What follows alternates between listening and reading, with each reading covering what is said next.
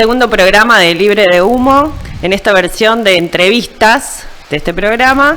Esta semana tenemos a esos invitados que nos gustan a todos. Se puede hablar de todos los temas, es muy activo en las redes, tiene una amplia trayectoria en la gestión municipal, a cargo de la coordinación de museos y patrimonios, si no me equivoco.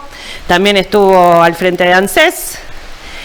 Y aparte no le esquiva ninguna pregunta, así que está muy bueno recibirlo. Gracias, Pablo, por estar. Gracias, Romina, y al equipo por invitarme. Bueno, ¿cómo andás? Bien, gracias a Dios, bien.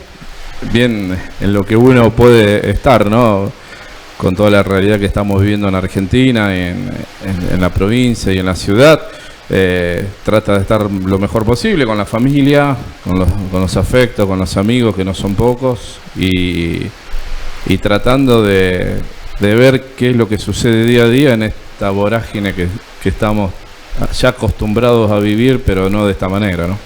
Quería preguntarte por tu salida de ANSES. Primero por dos cosas. Sí. ¿Estuviste cuánto tiempo al frente de ANSES? Yo estuve desde el 28 de abril del 2020 hasta el 7 de diciembre del 2023. Después del 7 de diciembre del 2023 pasé a trabajar, pues yo ya estaba en planta permanente desde el año 2021 como iniciador de jubilaciones, y el 15 de enero desde el gobierno nacional estuve dentro de 500 despidos que hubo en forma unilateral, ilegal. Bueno. Así que bueno, todo eso está en vía judicial. Y bueno, estoy a raíz de eso. Te lo pregunto porque mucha gente se sorprendió con tu salida de ANSES. Primero porque por lo menos lo que nosotros escuchábamos era que estaban muy conformes con la atención, y también porque, a ver, por ahí para explicarle a la gente, es un cargo político y sí o sí, cuando cambia, digamos, el color del gobierno nacional, sí o sí tiene que ir una persona. Sí o sí. Digamos, pasa que acá en Cañada estaban mal acostumbrados. Históricamente nunca se cambió a la jefatura por una cuestión política, ¿no? Digamos, la persona que estaba al frente, que era Maricel, muy buena trabajadora, digamos, en los sucesivos cambios la volvían a designar como jefa. Y después, el primer cambio, que por eso fue tan abrupto, y me acuerdo que con mensajes en las redes sociales, bueno, me puedo acordar y a veces me río con lo que ves hoy a quienes nombran, pero bueno, me tocó a mí ser jefe, y como el 99,9% de los empleados en el Estado, antes que algunos chicaneen en algún mensaje por abajo del Facebook, del YouTube, entré a dedo, digamos, fui elegido por un grupo político, entré, y después, bueno, sí, hicimos carrera adentro. Ya una vez que entré, hicimos carrera.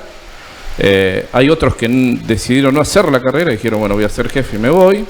Yo decidí hacer la carrera porque es un trabajo que me gusta, me sigue gustando, inclusive es un trabajo donde hay que tener mucha empatía hacia el otro, porque ANSES no es el Banco de Suiza, es el lugar donde está separado en dos áreas: el área integral, que es donde van las mamás embarazadas, donde van aquel cónyuge que perdió su ser querido, van las mamás o papás que tienen a sus chicos en las escuelas.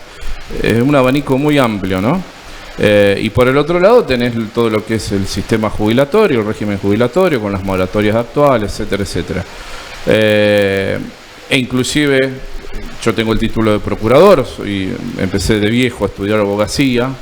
Me está faltando un año para ser un abogado, pero en el mientras tanto yo había sacado el título de procurador, y también tenía pensado hacer carrera dentro del organismo, cuando una vez que vos podés concursar ya teniendo un título universitario. Pero bueno, me tocó ser parte de la casta que tiene el presidente, pero bueno, yo siempre digo que me echaron por trabajar, digamos. Si es algo que he hecho tanto ahí como en el museo, es trabajar, escuchar a la gente. A mí me tocó abrir la ANSES, la oficina fue la primera en el país en plena pandemia, con todo el mundo cerrado. Yo me paraba en la puerta, hablaba con la gente, con el desastre que fue en aquel momento, lo que fue el IFE, el desastre en la cantidad de gente que se había anotado y que aparecía de abajo las piedras, gente que se anotaba. Bueno, creo que la sociedad, inclusive después de irme, con la otra parte que sí se enteró, los mensajes y inclusive el apoyo que hoy ya tengo en mi nuevo emprendimiento, refleja que lo que hice fue lo correcto, ¿no? Sí, por eso te comentaba, porque por ahí mucha gente le sorprendió la salida, porque tenías la posibilidad de quedarte trabajando en el ANSES. Yo tenía el derecho adquirido para trabajar en planta permanente y obviamente yo sabía que iba a haber una reemplazante en mi puesto y que bueno, ¿qué pasa? Tampoco se nombraron todas las autoridades a nivel provincial, no hay jefes regionales de ANSES nombrados. Nosotros pertenecemos a la región litoral, que es Santa Fe y Entre Ríos. No están nombrados. No están nombrados los nuevos jefes de las oficinas. Quien me reemplazó es la reemplazante que yo puse. Y al irme quedó que es Mariana, quedó a cargo de la UDAI. Una oficina que además atiende... Son 12 ciudades que hacemos Claro. jubilaciones y un poco más. Es un nicho poblacional muy importante y teníamos a cargo las parejas, donde en las parejas también echaron a uno de los trabajadores y quedaron solamente 2 y los 2 se salvaron de no ser despedidos porque son delegados gremiales, sino también estaban en la calle e iban a cerrar esa oficina. Digamos, en una ciudad donde también abarca todo el departamento de Belgrano, la oficina Cañada de Gómez, son 2 departamentos, departamento de Illumpe y departamento de Belgrano.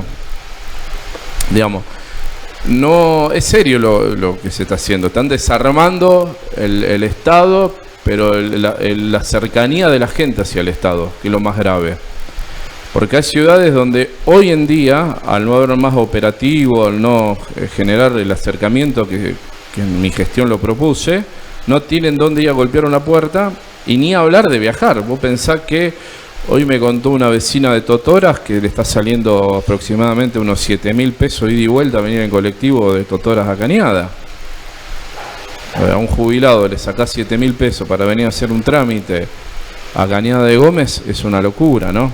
Ni hablar de Villa Loíza, que por ahí no tienen en forma regular transporte, tienen uno a la mañana y otro a la tarde. Sí, con lo que conlleva además que es gente mayor que quizá Totalmente, digamos. no tiene el acceso. Uno iba todos los meses, tenía un diálogo con los vecinos. Y bueno, gracias a ese trabajo hoy, gracias a Dios y un poco del empuje, me está yendo bien en mi nuevo emprendimiento, ¿no? Puse un estudio jurídico, voy a hacer el chivo, un estudio jurídico previsional y bueno, con un grupo de abogados y abogadas amigas que nos colaboramos entre todos y le estamos dando para adelante. Muy bien. ¿La pasaste mejor cuando estabas como coordinador del museo o te gustó más el trabajo en ANSES? No, mirá, Dos cosas completamente son diferentes. Dos cosas diferentes. Los dos trabajos, digamos, cuando uno trabaja por lo que le gusta, viste, no siente el peso. No siente que es trabajo. Yo creo que me fue, las 2 entradas fueron medio choqueante para la sociedad. Y era como empezar 3 pasos detrás. Porque nos pasa a todos los que pertenecemos al movimiento nacional o al movimiento justicialista. Cada vez que te nombran, viene una catarata de insultos, de infamia, etcétera, etcétera. Ahora, ponen al dueño de un boliche que en plena pandemia dijo que los jubilados se tenían que morir todos, de jefe de PAMI, y nadie dice nada. Bueno, entonces como que yo estoy acostumbrado, a ver, si mañana volvemos al gobierno en 2027 y me van a nombrar secretario de gobierno, secretario de lo que sea, y yo sé que alguien va a decir alguna barbaridad, pero bueno, ya estoy. A ver, hace casi 30 años que también soy árbitro de básquet. Es cierto, bloguero, árbitro de básquet. Digamos, me podés putear todo lo que vos quieras.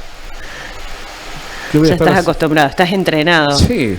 Aparte, que lo hablamos en la semana cuando te hice la invitación, también venías con una carga extra, que es esto de haber militado en el Partido Radical y de pronto, ¿qué es lo que te seduce? No solo que milité, fui candidato Fuiste a intendente y candidato. presidente del partido. Está bien. digamos. ¿Te pasan factura por eso todavía? Sí, algo, no soy una generación que ni se acuerda. En definitiva, ese cambio pertenece también a una ruptura de los partidos políticos en general que viene sucediendo y que, como bien dicen los que están hoy en el gobierno, no la ven y no la están viendo.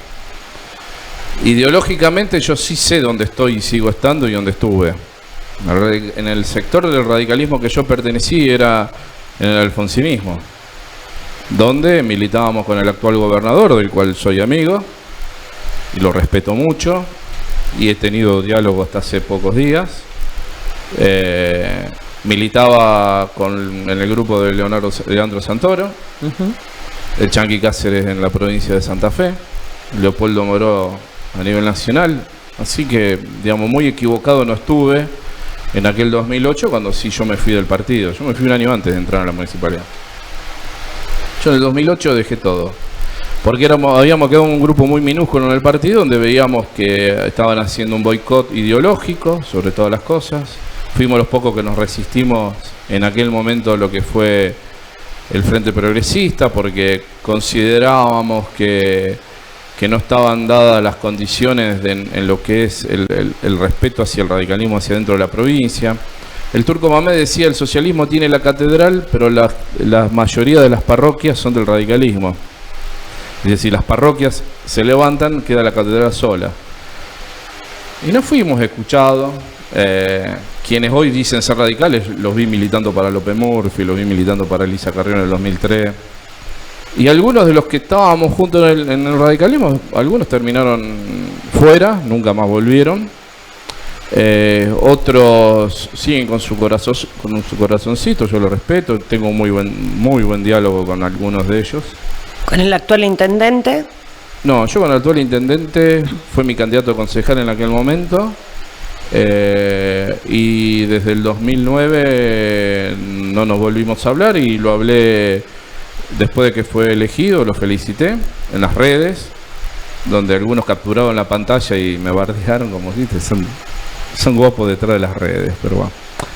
Y después hablé con él personalmente en el Zoom del Parque, en un acto de la Asociación de Básquet, y le planteé una opinión sobre lo que va a suceder, y creo que no me equivoqué. ¿Lo que iba a suceder en general? En general. ¿O local? En general, Bueno, local, y que también afecta a lo local. Sí, obviamente. Y después no tuve más diálogo. En un momento yo también le mandé un mensaje con respecto a la transición del museo, porque yo desde el 2019 hasta el 2023 fui director a honores del museo. Yo seguí siendo director hasta el último día del mandato de Estela, un poco para explicar las tareas que se desarrollaban y que consideraban que eran políticas de Estado dentro del museo que había que continuar. Después que cada uno le ponga la impronta que quiere, pues lógico. Ganó un gobierno con una historia radical, y es muy probable que el 26 de junio, que se conmemore los 72 años Ciudad Evita, pase desapercibido. ¿Cómo pasó desapercibido hace 2 días el aniversario del padre Amirati? Sí, lo recordaste. Yo lo recordé en mis redes TikTok, sociales, sí. Porque sigo escribiendo historias, sigo... ¿No viajaste aparte? Yo leí una nota en Santa Fe por un proyecto que habías hecho del padre Amirati, me parece. En La Rioja hiciste una disertación. En La Rioja hice una disertación sobre... Porque en La Rioja es santo. Es más, están evaluando llevar muchas cosas hacia el Vaticano, algunos milagros del padre Armando Amirati. Y bueno, ahora no recuerdo si fue 2018 o 2019, fui a dar una charla a la parroquia de Volta y explicando la vida de Amirati en Cañada, porque allá muchos que no sabían toda su historia en Cañada. Y bueno, y ahí estuve con Roberto Cairolo, que fue todos sacerdotes de la reputísima madre que estuvieron al lado de Angelelli. Estaba con la historia pura ahí, con Manuel Romero. Y el párroco era de Cañada, era el fray Miguel Ángel López, que es el cura de Cañada que más lejos llegó, muy poco conocido en Cañada. Fue quien se encargó de la evangelización de la Unión Soviética, trabajó con Juan Pablo II. Después, en el papado de Benedicto, volvió a la Argentina, volvió con Francisco y Francisco lo devolvió a la Argentina para seguir su tarea evangelizadora, que ahora está en la provincia de Buenos Aires. ¿De qué edad estamos hablando? Y 75 años. Ah, bueno.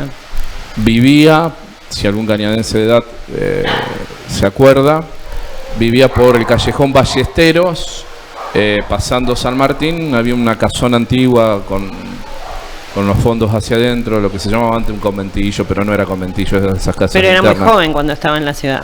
Sí, él prácticamente terminó no llegó a terminar la secundaria acá, se fue al seminario. Claro.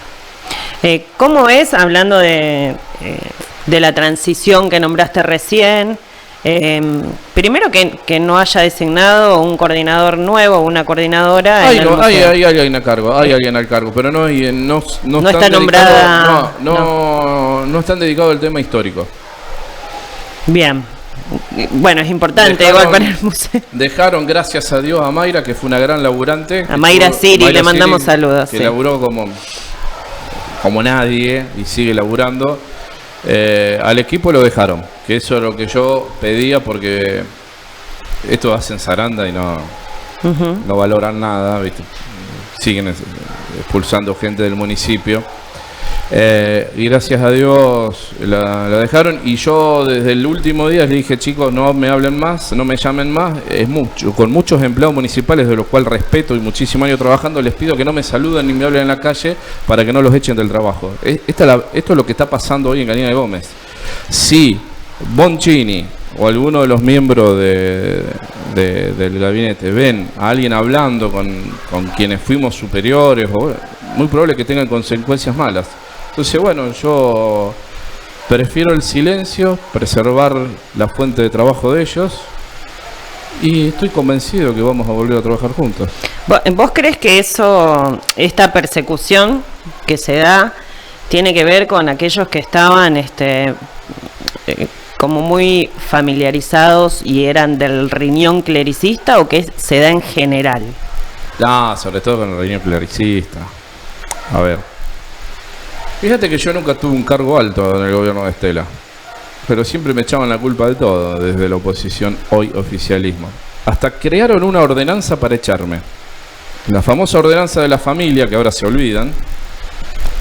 Yo entré en marzo del 2009 al museo como secretario de Gerardo Álvarez, y ese año fueron las elecciones de concejales, y Marcelo Casaleño, que es mi primo hermano, asumió en el 2010 o 2011, no me acuerdo bien, me parece que 2010, como concejal. Y se agarraron de ahí porque comúnmente los familiares más directos es el hermano, el sobrino, un hijo. Sí. No, fueron hasta la línea del primo para echarme. Y nunca me olvido que me hacían esta seña cuando la votaron. Bueno, después Telaí fue cuando en el 2012 me nombra como coordinador ya personal de gabinete. Y sí, yo participaba en las reuniones de gabinete, participé en muchísimas reuniones y soy parte de los que, un grupo muy reducido, porque no todos, yo creo que este gobierno tiene muy buena gente trabajando, pero hay un grupo muy reducido que, bueno, están con mucho resentimiento, odio. Yo creo que no disfrutan del momento que están pasando. Fíjate que está el punto que uno como historiador tiene que tener, y lo hice también en mi gestión del museo. Vos vas y hay una carpeta con la gestión del actual senador Raceto, del cual todo el mundo sabe que yo hace más de 20 años que estoy distanciado. Hay algo personal ahí. No, sí. No es político, no es personal. Porque personalmente él en un momento duro de mi vida se portó bien. Pero es político, ¿no? Y cuando te decía, vos buscás todo el material de archivo de su gestión, está toda, porque yo estaba gobernando no para la actualidad, para dentro de 20 años. Cuando dentro de 20 años vaya alguien a buscar material de quien fue un senador hace 20 años atrás, estaba el material.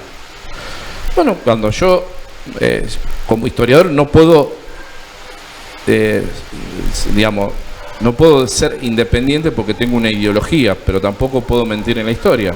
Y escribí una historia que se llama El primer radical después de 65 años, que es la historia de que Matías Chales se convierte en el primer radical en gobernar en forma democrática, con el voto popular, tanto de mujeres y hombres, en la historia de Cañada de Gómez. Digamos, no es que ninguneo la historia, al contrario. Y estoy viendo que ellos no la disfrutan, yo creo que siguen con ese. Fíjate que ya hace 3 meses que están. Y yo tengo un micro en La Guapa, y en La Guapa dije que en marzo iba a haber más despidos. Y bueno, ayer hubo 3 y todavía falta 15 días. Te pregunto por eso. ¿No se puede entender también como un tema de incoherencia quedarte trabajando para una gestión con la cual no estás de acuerdo? Sobre todo hablo por ahí con algunas personas, o de algunas personas que hasta fueron candidatos en algún momento, en algunas listas. Pero hubo candidatos que trabajaban cuando esté la intendente, que fueron candidatos de la oposición y no se los echó. Eso es cierto.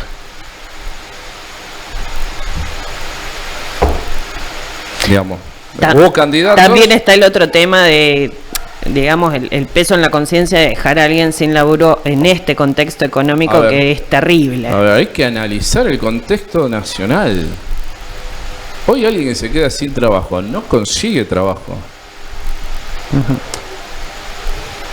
Porque bueno, ya no, si querés nos vamos a la política nacional. A ver, ¿vos te pensás que este proyecto puede salir bien? Vamos a la historia, que a mí me gusta. Alzogaray fue ministro de Frondizi y le hizo pomada al gobierno. En el 76 llevan adelante este modelo económico. Las mismas palabras de Martínez de Oz las dijo Milei en el show del 1 de marzo.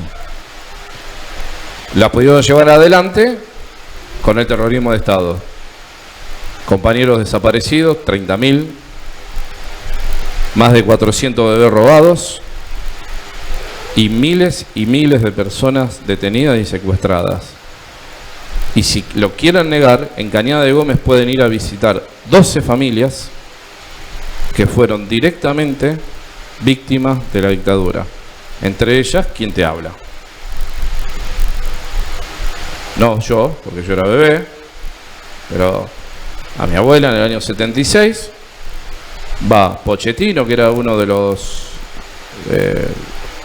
hombres de los servicios de acá de Cañada de Gómez, la caga trompada a mi abuela y detienen y secuestran a mi tío, el hermano menor de mi mamá, que estuvo detenido 75 días en el sótano, el famoso sótano de la jefatura de Rosario. ¿Por qué? Nunca se supo. Mi tío no tiró un triangulito, por decirte. Pero él militaba, tenía ideas del Partido Comunista, estaba en la Juventud Comunista, trabajaba en la fábrica de vidrio y estudiaba de noche. Y fíjate que la mayoría de los que detuvieron eran estudiantes de la nocturna. Muchos de ellos habían hecho obras de teatro en el Teatro Siripo. No eran guerrilleros como quieren vender. Bien. Sí, hay un discurso, hay un fuerte discurso negacionista, además. Ahí te hablo del segundo plan económico. Y el tercero lo llevó adelante Menem, después de 5 planes económicos, que el último se terminó comiendo el ahorro de los argentinos, el plan Bonex, ¿no? A través de Domingo Cavallo. Alguien a quien consultan aparte frecuentemente desde este gobierno. Ahora, esta película, yo te puedo justificar que un joven pueda creer en Milei, y tengo miles de justificaciones para que un joven me lo vote a Milei. Pero un tipo de 50 años, una mujer de 50 años, ¿podés votar a una persona que te presenta el mismo plan económico en el cual hace 30 años atrás, cuando tenía 20 años, tu papá se quedó sin trabajo, la Helvética se cerró, se cerraban las fábricas de muebles? ¿No tenés memoria? ¿No tenés memoria? Digamos, porque no es que Milei vino con algo totalmente diferente, vino con el mismo discurso que llevaron adelante en los 90. Bueno, pero ¿cómo? Que terminó con la crisis del 2001. ¿Cómo se entiende eso? Cuando uno se pone a analizar, hay muchos factores. Por otro lado te pregunto, ¿crees que el peronismo además hizo autocrítica? Sí, no la hizo, pero aparte también, a ver, hubo 10 años de gobierno que no pegaron una. Hubo buenas decisiones del gobierno de Alberto, pero otras tantas que lo tiraban 25.000 metros al fondo del mar. Macri hizo todo mal. Entonces, un pibe de 25 años, hacía 8 o 10 años, escuchaba al padre que no le alcanzaba el sueldo para llegar a fin de mes. ¿Quién quiere que vote? Macri ya estuvo, Alberto ya fue, lo votó este. Encima, con un discurso engañoso, pero que llegaba. Porque aparte otra cosa, los libertarios en esta etapa de la historia, digamos, los anarquistas, que hoy nuestro presidente es un Anarcocapitalista, sí. Los anarquistas del siglo XIX, principio del siglo XX, fueron quienes un poco hicieron la base de lo que después terminó siendo los partidos socialistas en diferentes ramas. Porque el Partido Socialista tiene muchísimas ramas, no es único. Y fíjate vos la vuelta de cómo es la historia, que hoy el anarquismo termina prácticamente vinculado a la derecha, no solo en Argentina, sino en gran parte del mundo. Esa rebelión en contra del Estado termina en la derecha, sin saber que la derecha, hoy en día, y siempre, fue una de las ramas en Argentina, no en el mundo, en Argentina, que más derecho y más vida ha costado en nuestra historia. ¿Por qué digo en Argentina? Anda a decirle a Trump que te abra la importación, si gana. O se piensa que el gobierno de Trump fue como el de Milei. No se equivoquen. Trump defendía la industria yanqui. Anda a decirle a la de Italia, a la Meoni, que libere todo.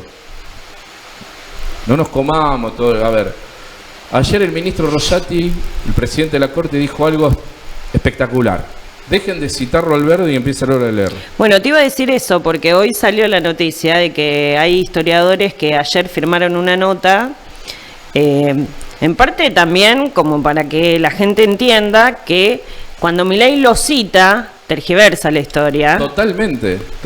Habla de un país desarrollado a principios del siglo. A ver, primero, Alberdi escribió las bases. Las bases son la columna vertebral de nuestra actual Constitución Nacional, republicana, federal y representativa. No solo eso, la presencia del Estado está presente desde el primero hasta el último artículo de la Constitución de 1853, ni hablar de la que se quieren olvidar del 49, gran Constitución de Argentina, y la del 94, donde ayorra convenios internacionales, sobre todo los derechos humanos, con rango institucional. Digamos. Entonces, ahí ya empezás con una primera mentira sobre Alberdi. Idolatran a Roca. ¿Roca qué te cree que armó? A Roca siempre, o por izquierda o por derecha, se lo critica. Por izquierda, en el nefasto genocidio de lo que fue su campaña del desierto. Pero Roca fue el que primero, no se llamaba Banco Central, no me acuerdo el nombre, porque el Banco Central es de los años 30. Lo que empezó a emitir la moneda, hizo la moneda nacional, la que hoy este gobierno quiere destruir. Creó el registro civil, creó el Estado.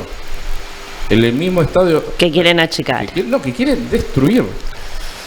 Ojalá lo achiquen, porque de última queda algo. No, lo quieren destruir.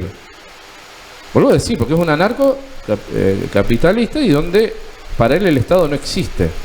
Hoy la otra noticia que leí, hablando que citabas a estos dos referentes, porque tanto la ministra italiana como Trump, para Milei son referentes, y hoy leí, por ejemplo, que Hidrovía le va a ceder como un lugar donde pueden venir a sentarse militares de Estados Unidos. Salió hace unas horas en página 12 estamos perdiendo la soberanía por completo. A ver, estamos perdiendo la soberanía. Una hidrovía que aparte hoy está en boca de todos, no de algunos, que ¿no? Tiene que ver mucho con la situación en Rosario también. ¿Nadie se puso a analizar el viaje a Israel? ¿Para qué lo hizo? ¿Qué está pasando en Israel? Hablamos de lo que los medios mostraron. Nada, no te muestran los medios. Lloró en el Muro de los Lamentos, es lo único que vimos. Hoy Israel está viviendo, como hace miles de años, una guerra impresionante, sanguinaria, donde está de un lado el pueblo palestino que quiere recuperar su territorio, y por otro lado Israel, que también considera que es su territorio. Es una guerra milenaria. Un genocidio, dicen muchos. Sí. Un genocidio de parte de Israel. Una guerra termina siendo un genocidio, porque mueren víctimas inocentes de cualquiera de los dos lados. Fue a entregar la Patagonia. Fue a entregarla. ¿Por qué te crees que lo primero que estaba en el decreto, que gracias a Dios algunos jueces tiraron abajo la parte de la ley de tierras? Para que cualquiera venga y no estoy seguro que lo que me están escuchando es: este tipo está loco. Pero como va a quedar grabado, y si no me voy a encargar que se quede grabado, voy a bajar para que no hackeen nada. Vienen a entregar la Patagonia a los grupos económicos. A ver, esto es el anhelo que siempre quisieron sobre nuestra Patagonia. Y ahí está porque digo, fíjate que Rosas y Roca, no comparto el modo que lo llevaron adelante, pero fueron muy inteligentes en conquistar la Patagonia. Porque si no, no era nuestra. ¿Me entendés por qué tienen un mensaje y un discurso contradictorio? Idolatran al Verde y a Roca y hacen todo lo contrario que hacían estos dos próceres de nuestro país. ¿Qué crees que falló para que el peronismo hoy esté como esté? También, porque, por ejemplo, Massa, que fue el candidato en las últimas elecciones, ha hecho pocas apariciones, entonces se puede pensar en él como un representante, como que el peronismo va a encolumnar sus filas detrás de él. Hay una crisis de representación dentro del partido. A nivel nacional, esta pregunta. Sí, vos me hablás de post-elección y post-10 de diciembre. Sí, en realidad para llegar... ¿A dónde llegamos? Mira, para llegar a donde llegamos, Moreno la describe muy bien. A ver, en un gobierno peronista que la gente no tenga para comer es imperdonable. De ahí arrancar para todo lo que para atrás. La inflación que no se pudo dominar, la gente no llegaba a fin de mes, había trabajo, porque había crecido bastante el empleo,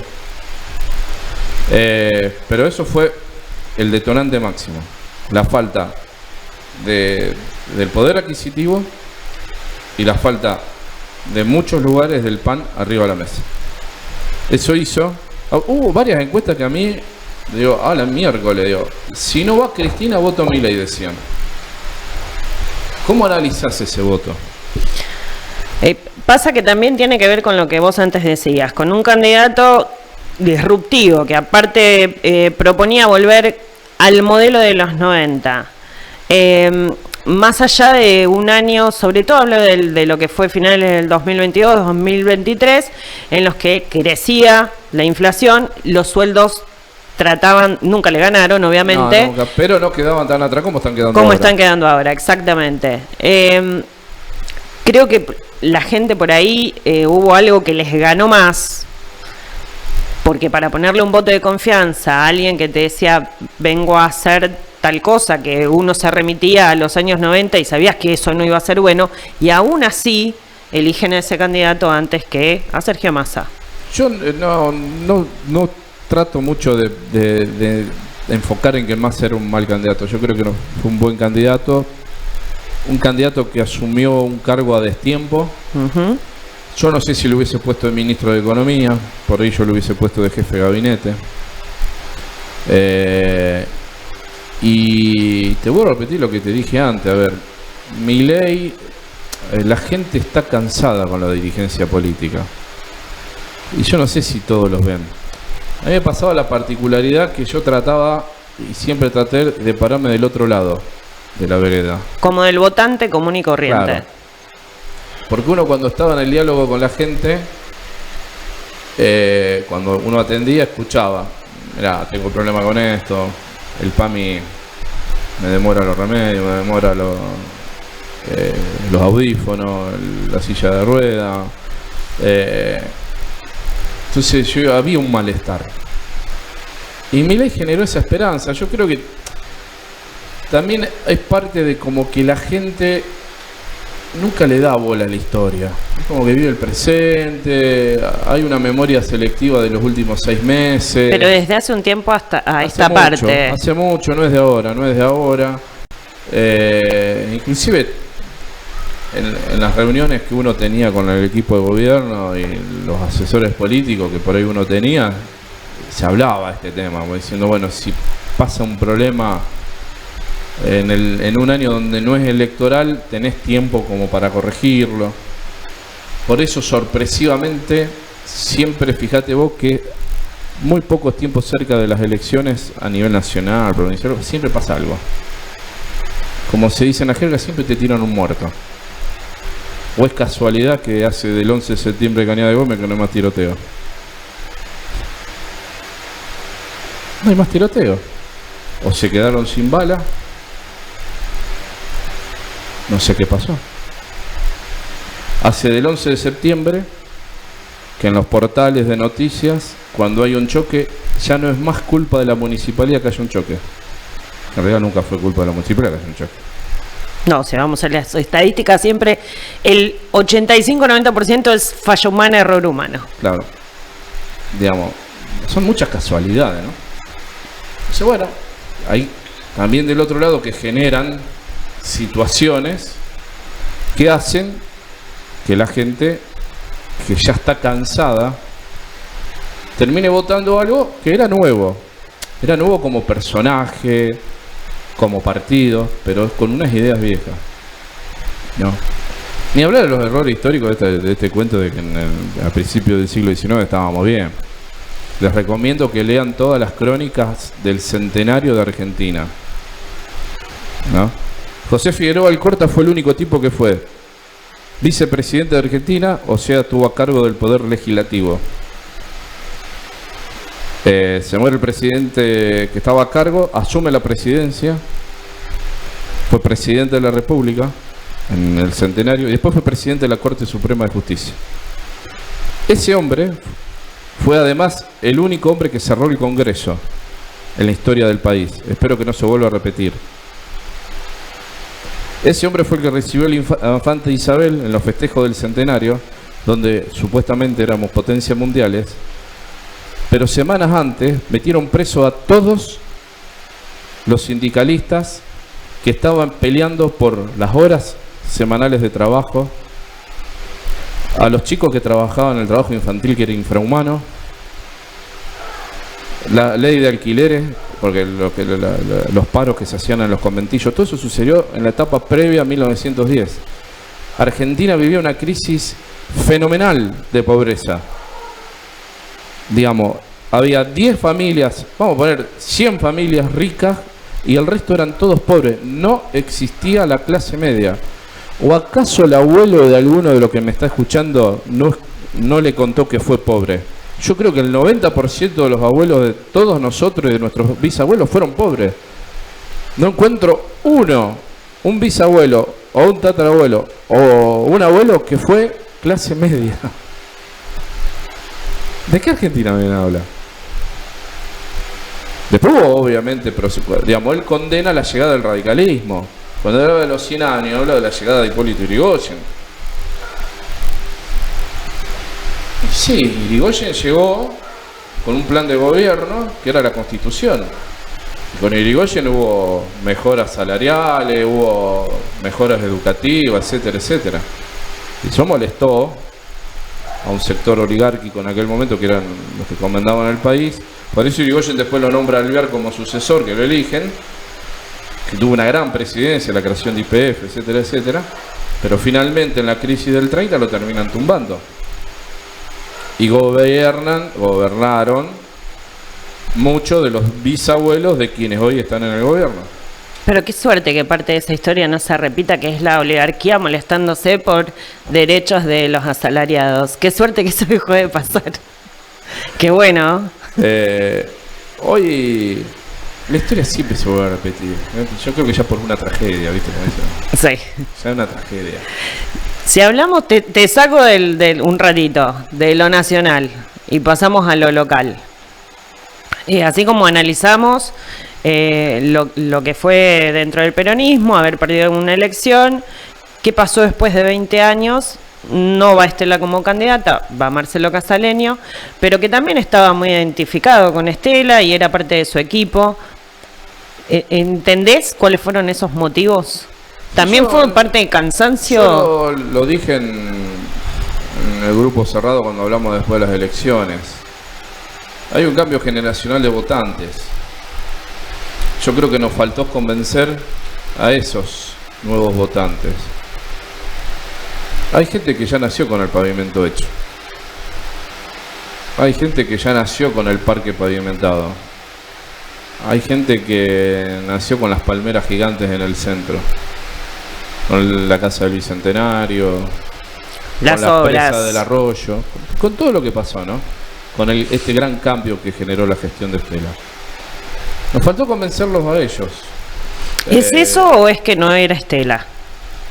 Y también puede ser que no era Estela. Yo creo que no... a ver, muchos quieren culpar al candidato. Yo no estoy de acuerdo en culpar al candidato. Yo creo que el riesgo de perderse era quien fuera de candidato estaba. ¿Con Estela de candidata crees que hubiese Yo creo sido que otro? había riesgo de perder. Sí. Porque en el contexto que se estaba manejando nacionalmente, una oleada antiperonista, y sucedió a lo largo y a lo ancho también de la provincia, se llevaron puesto un montón de intendentes de muchísimos años. Y te corrijo, no fueron 20 años, fueron 20 años de Estela, pero siempre nos estamos olvidando los 4 años de debate. Fueron 24 años del peronismo en Cañada de Gómez, desde 1993 hasta el 2003. Yo creo que fue ahí, digamos, ese cambio, esa oleada que trajo Maxi Cuyaro, llevó puesto a muchísimos intendentes que perdieron sus elecciones, como pasó en Cañada de Gómez. Y bueno, ahora hay que reacomodar todo. ¿Por qué se provoca la ruptura dentro del partido en Cañada? Porque si, por ejemplo, miramos el consejo, Estela tiene un bloque, Karina Mozzoni tiene otro bloque, Yo creo que son Diego tiene un bloque diferentes, aparte con Marcelo. Yo creo que son diferentes posturas de ver el rol de opositor. Yo hablo con los 3 bloques, tengo buen diálogo con los 3.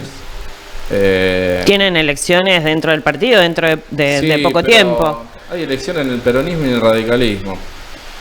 Yo creo que en ninguno de los 2 partidos de elecciones va a haber listas de unidades, porque creo que el contexto no da para hacer una elección partidaria. Pero volviendo al peronismo, yo creo que el peronismo tiene que cambiar la música, el repertorio. Se viene un nuevo cambio generacional de dirigente a lo largo y lo ancho del país, y Cañada no puede estar ausente. No soy de los que dicen, yo muchas veces te lo he dicho personalmente, de que Estela es una muerta política, ni Karina, ni Marcelo. Por citar a los 3, también está Diego Concejal, pero los 3 fueron siempre encabezando lista. El peronismo siempre aprende de las derrotas, pero llega una etapa donde tiene que abrir las puertas, convocar a nuevos dirigentes, convocar a nuevas agrupaciones que ya están. A ver, lo mismo que hicieron ellos, lo tiene que hacer el peronismo. Ellos que hicieron hace 2 años atrás, 3, después de las elecciones intermedias donde ganó Marcelo, donde fueron elegidos, ganó Marcelo, entró Marcelo Karina y Chale perdió la elección. Fíjate, habían dicho que Chale estaba muerto. Y Franco Mazzoli pierde su banca. Su banca. Sí. ¿Qué hizo Raceto en Cañada? Los llamó a todos y armó el Somos Cañada. Y llamó a Bonchini, que ponían en las redes sociales que Chale era un vago. Y llamó a partidos que por ahí no tenían nada que ver. Se sentaron, armaron una alianza que después también se hizo a nivel provincial y ganaron. A ver, los números en la política existen. La matemática existe en los resultados electorales. El peronismo, salvo la excepción de Estela y la elección de Enrique Balbuena en el 87, nunca pasó el 50%. El peronismo tiene entre 40 y 45% en Cañada de Gómez. Si el peronismo va todos juntos, saca eso. Si del otro lado van todos juntos, sacan lo que queda, y es mucho más del 50%. Marcelo sacó 40%, Massa sacó 40%. Milei sacó 60%, Chale sacó 60% en Cañada de Gómez. Son dos elecciones idénticas. ¿Qué pasa? Hoy Chale no tiene más de ese 60%, porque aparece una figura nueva que es Franco Mazzoli, que no fue como candidato a intendente. Y él, de la misma manera que cuando vio que Macri hacía desastre, porque tenía un partido vecinal, cuando Milei se caiga, él va a seguir con su partido vecinal. Yo lo considero un tipo intelectualmente honesto, no coincido con sus ideas, pero él está convencido que ese es el camino y es el camino que va a seguir, hay gente que lo sigue. Entonces, si el peronismo entiende que hay que abrir el juego, y voy a dar nombres de partido, no de persona, a la gente de Ciudad Futura, que ya estuvo, con Damaris Pacchiotti como referente. hay un montón de Damaris y un montón de chicas y chicos detrás, de Chipi, Laura, etcétera. Digamos, hay que copiar el modelo de Rosario. Con Tonioli, Con lo que pasó con Juan Monteverde, Carentep. Todos Sí. confluyeron en una interna que hubo entre Zuckerman y Monteverde, y después estuvimos ahí de ganar Rosario después de muchísimo tiempo. La gente que hoy en Cañada de Gómez militó y milita para Carlito del Frade, gente excelente, honesta, trabajadora, todas. El sector que de ese sector radicalismo que se fue con Pablo Oliver, que acá lo representa Mauroni, también es alguien con el cual se puede sentar a hablar. Pero siempre también, digamos, esas alianzas se dan porque un referente convoca, y me parece que puede venir en la falta, primero, hay un grado de egoísmo alto, porque a veces prefieren cortarse solos y hacer su juego. Eso es un problema grande de la política. Sí. El ego Sí. de muchos. Y por otro lado también ese líder, que parece como que hay una falta de líder de líderes en el peronismo hace rato, y que sea también el que convoque a otras fuerzas, como vos decís, porque en Cañada, si el peronismo se tiene que unir y llamar a otros, ¿quién lo va a hacer? ¿Quién es hoy el referente o la referenta del partido? Ahí será el problema de la nueva comisión directiva que se conforme, ¿no? Y en base a eso, convocar a las otras fuerzas. Digamos, dentro del peronismo no están reuniéndose para estas próximas elecciones. Yo no estoy en ninguna reunión, nada. Sí tengo entendido que ha habido reuniones de muchísimos referentes en Cañada y a nivel departamental, y que quieren conformar algo, una lista unida, me parece bárbaro. Pero el después es lo que importa. Porque podemos poner el secretario junto, toda la mesa directiva, pero lo que viene después es lo que más importa. Acá no es problema de los nombres, sino que vamos a hacer después, para ganar en el 2025 y para recuperar la intendencia en el 2027. Yo creo que Estela sigue siendo una representante importante del electorado, pero Estela sola no sé si llega. Y el peronismo sin Estela no llega. ¿Cuántas bancas se renuevan el año que viene? 3, y 2 pertenecen al peronismo. Se pone en juego mucho. Por eso te digo que estamos en el peronismo tiene que convocar a nuevos dirigentes. Y cuando digo nuevos, también a los que estuvimos en la gestión municipal, digamos. Es que ya estamos descartados. Es decir, bueno, tenemos que tener un abanico de dirigentes para proponerle a la ciudad en el 2025 una alternativa que ya la conocen, saben cómo gobernamos. Si quieren puedo dar una clase de historia de cómo gobernó el peronismo a lo largo de toda la historia de Cañada. Hay un libro que se llama, está publicado en mi blog, La historia sanitaria, de Jerónimo Eschar, que era un médico, director de Nacional, que lo echaron por peronista. donde se ve cómo bajó la mortalidad infantil. A ver, el peronismo creó la escuela de música, el peronismo creó al hospital como centro de salud, ya venía como centro de caridad, después era hospital de caridad, después fue hospital, pero como centro regional de salud fue proyecto del peronismo, la escuela de arte. Te puedo decir, la escuela Belgrano, la escuela Rafael Figueroa se construyó con una gestión que se hizo a través del municipio y llegó dinero del gobierno nacional. El movimiento, diríamos. Digamos. Todo, y además supieron mantener el barco en tiempos de crisis. Yo lo dije en el acto del 17 de octubre pasado.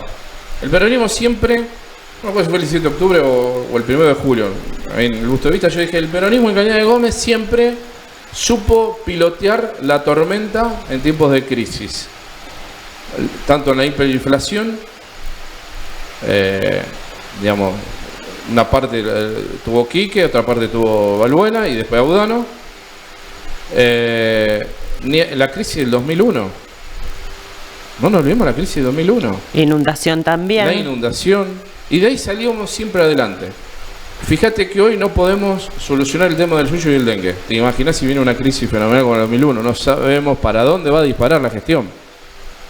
¿Te parece que hay mucha improvisación en la gestión actual? Todo, 100%. No cambió nada.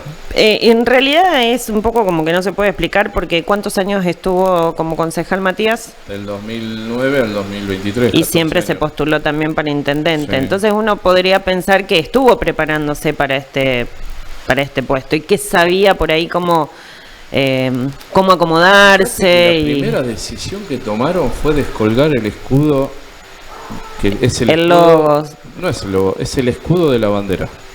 De una bandera que la ganaron en un concurso alumnos del Colegio Nacional y está por ordenanza municipal. ¿No? Es el escudo de la bandera.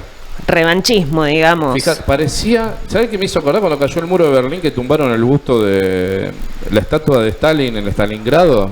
Cuando cayó la Unión Soviética, era lo mismo. Y de ahí fueron hasta... Primero el escudo. No me falta que rompan el pavimento.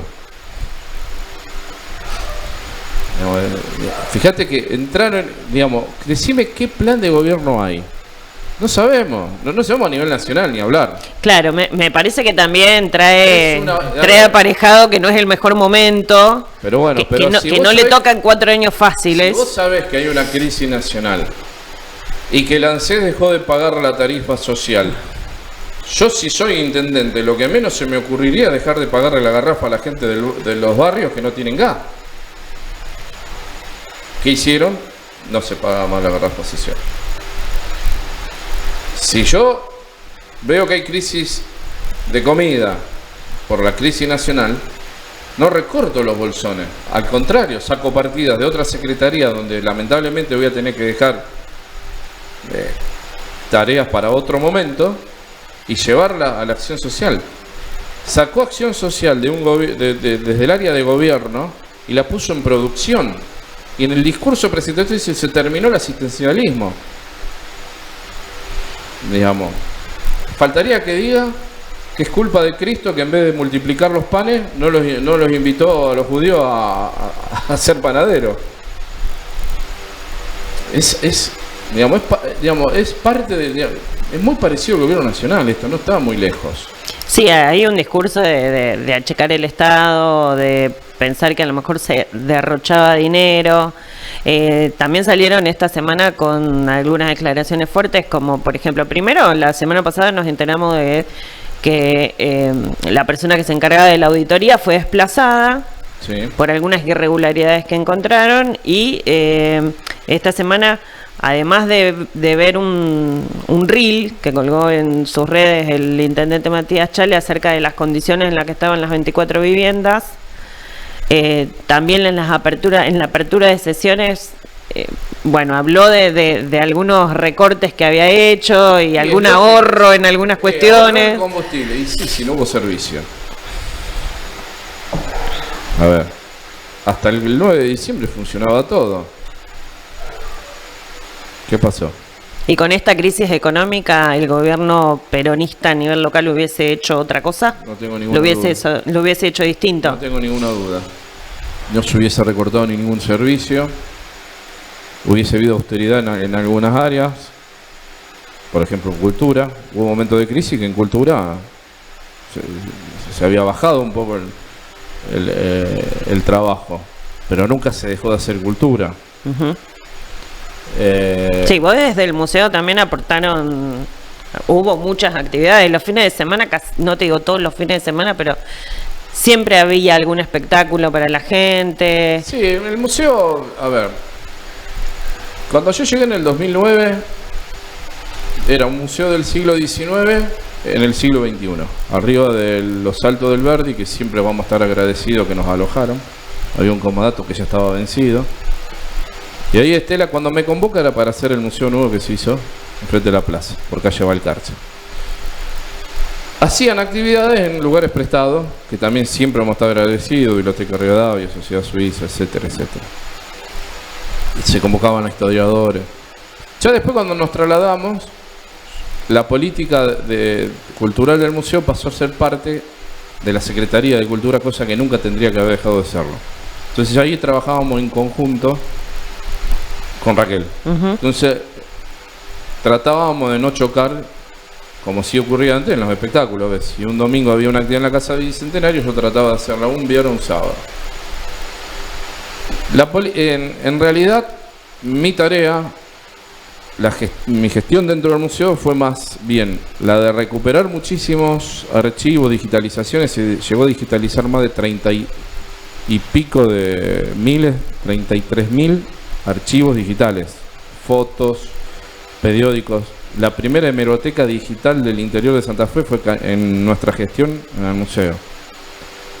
Apertura hacia los docentes, porque antes cuando iban decían, yo quiero hablar de la historia. No, yo te voy a dar esto, que esta historia es más linda de lo que vos decís. No, a ver, ¿vos qué querés hablar? De la historia de Juancito, toma, esto es lo que tengo de Juancito, llévate. No le condicionaba al material, al contrario, siempre se lo abrió. Pusimos nuestra impronta. Me acuerdo que con Mauricio Cocharera, el cual recompuse la relación, otro historiador de la puta madre que tenemos en Cañada, de la nueva generación, había hecho una crítica que todavía decía la batalla de Cañada de Gómez, un epígrafe. Yo lo dejé a propósito, porque arriba estaba el que habíamos hecho nosotros y hablaba de la matanza de Cañada de Gómez. Es para reflejar la época, cómo se cambió. Lo que en realidad fue una matanza, antes se decía que era una batalla, no existía una batalla, estaban durmiendo, los degollaron. Exactamente. Y así fue que de a poquito fuimos cambiando, hasta que, bueno, a ver, nunca se habló de los desaparecidos, muy poco, casi nada en el museo. Nuestra gestión fue la primera vez que se puso las 4 gigantografías de los 4 desaparecidos y Fanny que asesinada en la puerta del museo, con una gigantografía que todo el mundo pasaba y quedaba impresionado. Se hizo la documental sobre el Día de la Memoria. Ese trabajo está en la justicia de Rosario. No es poca cosa. Y ahí es donde están los testimonios de, por ejemplo, Elsa Salomón. Todos están ahí. ¿Los tenés en tus redes? Están en mi canal en de tu YouTube, canal. que se llama Pablo Vitomaso. Sí, está muy bueno, yo lo vi. Se llama Dictadura Cívico-Militar en Cañada de Gómez. Roberto Garín también está que da testimonio. Roberto Garín, el Cali, Stalio Peloni, que recientemente fallecido, que habló sobre Trucha Giordano, Ricardo García, Elsa Salomón, Cosme Malfoca, que en paz descanse, sí. También sobre Edgar Salomón, el hermano de Elsa, que había sido perseguido. El hijo de Bergamaschi, que había sido detenido, el empleado del Helvética. Pedro, sí. Exactamente. Fue muy lindo. Rosana Pola, que es nieta de Pola, Roberto Beso, mi tío Juan Badora, que había sido también detenido. Fue algo muy impactante. Y fue duro de hacerlo. Porque terminábamos todos llorando cuando terminábamos la entrevista. Porque fue la primera vez en 40 años que mucha gente se animó a hablar. En pleno gobierno de Macri. Porque los 40 años fueron en el 2016. En pleno gobierno de Macri. Y bueno, eso también produjo el enojo de algunos en Cañada. Yo la verdad que, o sea, llegando a esta fecha, que estamos próximos al 24 de marzo, yo lo recomiendo porque lo recomiendo sobre todo a las docentes que tienen que hablar con los chicos. Es muy lindo el documental, es muy bueno. Quedó fuera del documental después lo escribí. Es un libro que lo tengo en las redes porque no... Soy un poco... vago. No, vago no. Viste, tenía razón la gente cuando te dice. ¿Sabes qué? Me parece que imprimir un libro... El único libro que hice fue la historia de los inmigrantes. La historia de testimonio de los inmigrantes de Cañada Gómez. Que fue un homenaje y que mucha gente que hoy ya no está. Creo que lo hice en el 2012. Después participé en dirigí la reedición del Elías Bertola cuando se cumplieron los 90 años de su salida, que fue en el 2013. Después dije, vale la pena, tengo que imprimir 500 libros, no me da mal presupuesto y en las redes sociales lo lee todo el mundo. La historia de la dictadura en Cañada Gómez en mi blog tiene miles y miles y miles de visitas. Y llega marzo y sube la entrada, porque uno tiene el conteo de las entradas, y es impresionante. Entonces todo lo que quedó del video, porque el video es 40 minutos y tengo más o menos horas y horas de filmaciones de entrevistas, lo escribí y ahí le agregué testimonio de Esther Fernández, que había sido detenida en Villa Devoto. Eso lo copié todo de la causa FECET. María Rosa Espetale, que fue asesinada en plena dictadura porque la fueron a matar a otra mujer y la encontraron a ella. Era una chica que vivía en 7 de octubre del 300, se fue a estudiar a Rosario y bueno, falleció, fue asesinada por el terrorismo de Estado. Vildosa fue uno de los mayores ladrones de bebé, era de la Armada, era de Cañada, había terminado la secundaria en el Nacional, clase 1930, y que desapareció. Hipotéticamente ya estaría muerto, o no, pero desapareció. Transcribí eso. Y los cuerpos de NN, que después de que sale el video, aparece una denuncia de una señora que había visto que en el cementerio le habían invitado a retirarse. Ella se quedó escondida y vio que habían entregado, puesto en la fosa común 7 cajones. Obviamente la fosa común es imposible, eso es la causa que está en la justicia. Y a raíz de eso me llega otro testimonio de que en realidad también había en el viejo basural de allá de calles, en Ruta 9, en el oeste de Cañada, donde estaba el basural, también tiraron cuerpos. Y eso lo escribí. Y bueno, ahora estoy pagando las consecuencias. ¿Por qué? Porque es la segunda vez que lo decís. Y porque hablar de ciertas cosas que pasaron en Cañada está tocando ciertos intereses y ciertos nombres que después te lo hacen pagar. Decir que yo tengo un título, me puedo arreglar solo, pero estar en el peronismo, trabajar, trabajar por los derechos del otro no es barato en Argentina, menos en Cañada. Digamos, es la verdad. Digamos, se está viendo en la gestión. Está pasando ahora. A todos los que echaron lo echaron por peronista. Voy a contar una historia que es cómica. Siempre me la contaba Omar Cercenón. El colectivo urbano lo teníamos de antes. Nosotros éramos chicos y íbamos en el colectivo urbano. Era un doble camello, rojo, blanco y negro, si no me acuerdo. Si no me falla la memoria, lo manejaba Maruco. Y el negro no me acuerdo el apellido de... Bueno, no me va a salir, no sé qué era Conochino. Bueno, no me va a salir el apellido del otro muchacho que lo manejaba. Nosotros íbamos viaje de estudio con el colectivo La Muni. Gana Romegiali a la miércoles el colectivo. Y los empleados de Mastranza, que la Mastranza está donde está la casa del Bicentenario ahora, le escribieron que estaba lleno de tierra con el dedo. Eso te pasa por peronista, el colectivo. Más o menos lo que está pasando hoy. A mucha gente que, a ver, que plantamos cierto debate en la sociedad. ¿O te pensás que cientos de mujeres, miles de mujeres que plantearon la lucha por la ley de interrupción voluntaria del aborto, hoy la están pasando bien, o la pasaron bien. Vos ponías algo en las redes y te mataban. Sí, bueno, las redes a veces es un termómetro, pero también, como vos dijiste antes, detrás de algunos perfiles se esconde gente que Seguro. uno no le conoce la cara, hay mucho troll que ahora Normal, pero ahora salieron nuevamente, pero bueno, son las redes, al fin y al cabo. yo las tengo todas guardadas. Como buena historia tengo todo el guardado. tema en la memoria es y en un cuadernito. el tema es en lo cotidiano aprender a convivir con las diferencias sin que pasen estas cosas que son graves. Pero todas estas diferencias ha hecho que dejemos de comer con amigos y con familiares. Si venimos a hablar, no hablamos de política. Si venimos a comer, no se habla de política, no se habla de religión. a ver, pero estamos todos en pedo. Digamos, bajemos todo un cambio. ¿No se dieron cuenta que por esa grieta, en la cual yo estoy totalmente de acuerdo, yo no tengo nada que ver con algunos que están en el gobierno, ni quiero... ¿Entendés? Es una concepción de la vida diferente. Pero a ver... Pero te toca convivir pero de ahí, también. De ahí a que no hables más a tu hermano, no hables más a tu amigo, no se junten a comer, hay un abismo. Pero Sí. yo le he hablado con un montón de amigos y...